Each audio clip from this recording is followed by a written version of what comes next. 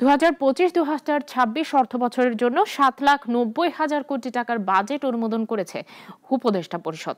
চূড়ান্ত বাজেটে বাদ গেছে কালো টাকা সাদা করার সুযোগ আর ঋণের টাকার যথাযথ ব্যবহারে ভবিষ্যৎ প্রজন্মের উপর চাপ কমাতে সরকার কাজ করছে বলে জানিয়েছেন অর্থ উপদেষ্টা ডক্টর সালেহ উদ্দিন আহমেদ। নির্বাচিত সরকার না থাকলেও পাশ হলো অন্তর্বর্তী সরকারের প্রথম পূর্ণাঙ্গ বাজেট। সকালে প্রধান উপদেষ্টা ডক্টর মোহাম্মদ ইউনূসের সভাপতিত্বে বৈঠকে অনুমোদন দেওয়া হয় 7,90,000 কোটি টাকার বাজেট প্রস্তাব। চলতি অর্থ বছরের তুলনায় বাজেট কমেছে প্রায় 7,000 কোটি টাকা। রাজস্ব আয় লক্ষ্যমাত্রা ধরা হয়েছে 5,64,000 কোটি, যার মধ্যে এনবিআর এর লক্ষ্য 4,99,000 কোটি টাকা।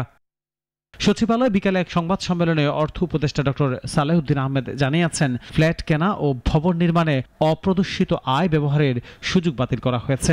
এবার আর কালো টাকা সাদা করার রাস্তাও থাকছে না। সব টাকাই কিন্তু কালো টাকা না, অপ্রদর্শিত আয় আছে। সবাই যদি কালো টাকা বলেন, এটা কিন্তু মিসনোমার। কালো টাকার মধ্যে আমরা বলেছি কিন্তু সুযোগ দেওয়ার জন্য, সেটা প্রথমত একটা ঢালাই ছিল 15 বছরের সাথে আমরা আসার পরপরই বাদ দিয়ে দিই। সেকেন্ড যেটা ছিল যে আমরা বলেছি যে একটু ভ্যালুয়েশন বেশি করে দেব, সেটা আমরা বলেছি আর দরকার। তবে বাজেটে বড় কোনো কাঠামোগত সংস্কার বা ব্যতিক্রমী ঘোষণা নেই। অর্থনীতিবিদরা বলছেন, সুদ ও পরিচালন ব্যয়ে এখন মূল চ্যালেঞ্জ। তবে অর্থ উপদেষ্টার মতে বিদেশি সহায়তা আগামীতে আরও বাড়বে। সব মিলিয়ে বাজেট বাস্তবায়ন সহজ হবে। $500 মিলিয়ন অ্যাপ্রুভ করেছে। আচ্ছা, তারপরে অফিস 110 মিলিয়ন আমাকে তো লিজ দিয়েছে। তারপরে জাইকা $414 মিলিয়ন।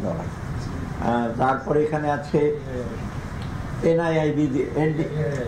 এআইবি দেবে আপনার $400 মিলিয়ন।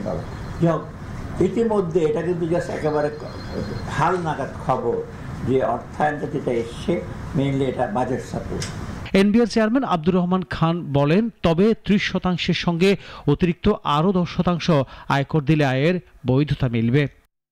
সংশ্লিষ্টরা মনে করেন, অন্তর্বর্তী সরকারের বাজেটে কোনো বড় চমক না থাকলেও রাজস্ব আহরণ ও খরচ নিয়ন্ত্রণই হবে বাস্তবায়নের মূল চাবিকাঠি। আনোয়ার হোসেন, নাগরিক, ঢাকা।